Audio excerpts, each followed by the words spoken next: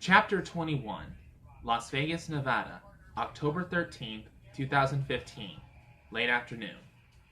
Hillary Clinton is not worried. As she stands on the Democratic presidential debate stage at the Wynn Hotel ballroom, she knows she will not be denied again. This time, there is no young, charismatic guy up against her. In fact, President Obama, who defeated Hillary Clinton for the nomination in 2008, actually wants his former Secretary of State to be the next president. Mr. Obama believes Mrs. Clinton would carry on his policies and add to his legacy. So very quietly, President Obama had suggested to his Vice President Joe Biden that he stay out of the race. 8 days from now, Mr. Biden will accede to the president's wishes and announce that he is not running. It is a decision he will regret. Barack Obama likes Joe Biden, but knows he is not nearly as disciplined as Hillary Clinton. As vice president, Biden actually opposed the Navy SEAL raid that killed Osama bin Laden in Pakistan.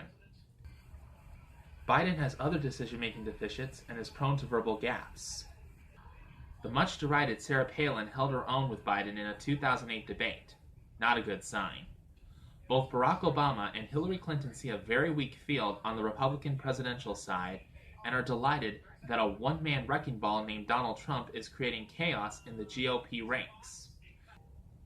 The president does not really know Trump, but Hillary does, having taken his substantial campaign donations and socialized with him as a senator from New York. As Hillary Clinton looks at her Democratic competition immediately before the CNN-sponsored debate begins, she sees no threat, as the field is thin. Bernie Sanders is a cranky old socialist who has accomplished little as a senator from Vermont. Martin O'Malley is a far-left former governor from Maryland. Jim Webb is a senator from Virginia, and Lincoln Chafee is a politician from Rhode Island. Webb and Chafee will drop out of the race this month. O'Malley will hang in until February, but in reality, this is mostly the JV, as President Obama might say. Only Bernie Sanders will eventually cause Mrs. Clinton some grief. Hillary Clinton has studied hard for this debate, as she always does. She is a driven woman who feels she has been treated unfairly for most of her adult life. It has been one controversy after another, very similar to what Donald Trump has experienced. But while Mr. Trump lashes out publicly against his tormentors, Mrs. Clinton internalizes and seethes. However, Trump and Clinton have one very important trait in common. They do not trust many people. In fact, Hillary Clinton has just two close confidants, Cheryl Mills and Huma Abedin, who is married to the problematic former Congressman Anthony Weiner. According to her pollster and advisor Joel Benenson, Hillary's latest controversy, using her private email server for State Department business, is not a major concern of most Democratic voters. While the conservative media is pounding Hillary into pizza dough, her potential voters don't much care that she may have violated national security laws for unexplained reasons.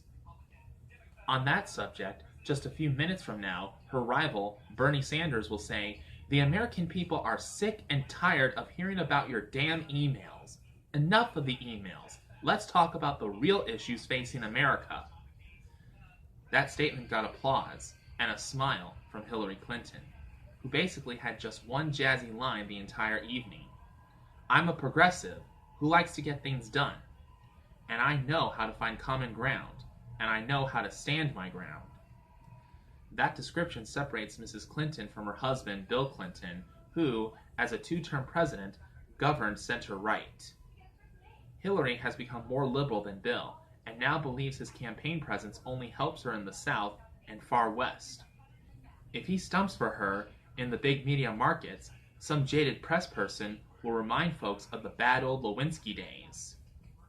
Hillary has put together a campaign staff that mirrors the one Barack Obama used with success. She still has hatchet man John Podesta around, but relies more on younger people like Robbie Mook and Jen Palmieri for day-to-day tactics. Mrs. Clinton is a gifted fundraiser, but she is not good at relating to everyday people. So, hers will be largely a media campaign, not the retail politics that Bernie Sanders will embrace.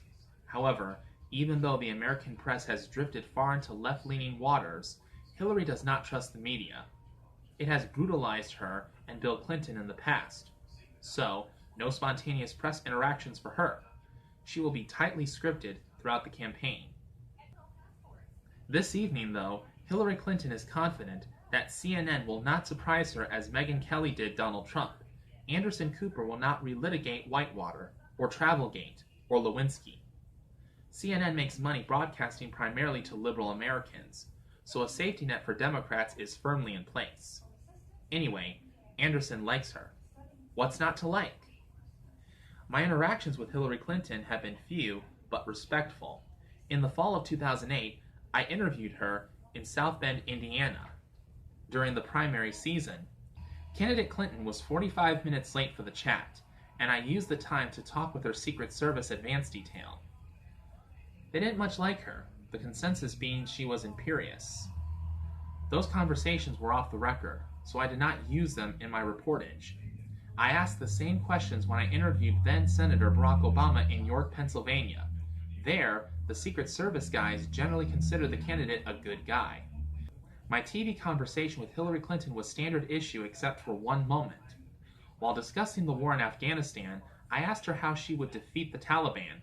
She did not have a strategy. So I followed up, asking her where the Taliban command and control was. She fired back, "Tell me." "Quetta, Pakistan," I said. That exchange stayed with me because you don't often see Hillary Clinton miss a quiz question. She knows her stuff, but what she doesn't know, while standing in the Wynn Hotel in front of an adoring CNN crowd, is that the political world is changing. In 2016, it will no longer be about policy. It will be about emotion. And Hillary Clinton does not show emotion. Donald Trump never believed Senator Sanders would defeat Hillary Clinton. Based upon my private conversations with him, I think it's likely he didn't even watch the debate in Vegas or substantial portions of the other 5 Democratic debates to come. Why would he waste time on that? Sanders was a communist, and Hillary was Obama-lite. Neither could possibly make America great again. In fact, both would ruin America, he often told those around him. Obama was bad. Clinton and Sanders were worse. Trump believed he could beat Hillary if everything broke his way. She had a controversial past, was deeply disliked by traditional conservatives, and now had the FBI looking at her private correspondence. For Donald Trump, it was all good. Obama beat her, and Trump saw himself as much smarter than the president. After 2 Republican debates, Trump was dominating his party. Things were working out even better than he planned. The TV networks were all over him, and his big issues, border security, a better economy, and getting tough on Muslim terror, had taken root. He knew the Democrats were soft on those things and were so politically correct that they could never stir up emotion like he could. As for candidate Hillary, she dreaded plowing through the fields of Iowa and the diners of New Hampshire, but she and her female confidants fervently believe the time has come for the first woman president. She has paid her dues and has also paid a huge price in personal pain. No billionaire with a checkered past will defeat her. She has the liberal press, Hollywood, a bevy of Wall Street bankers, and, most important, a well-liked president, at least among Democrats supporting her. Whom does Trump have? The cops? As Anderson Cooper begins the debate questioning, Hillary Clinton is prepared to answer and prepared to serve. In less than 13 months, she will be president-elect. It is her time. Finally. Not really.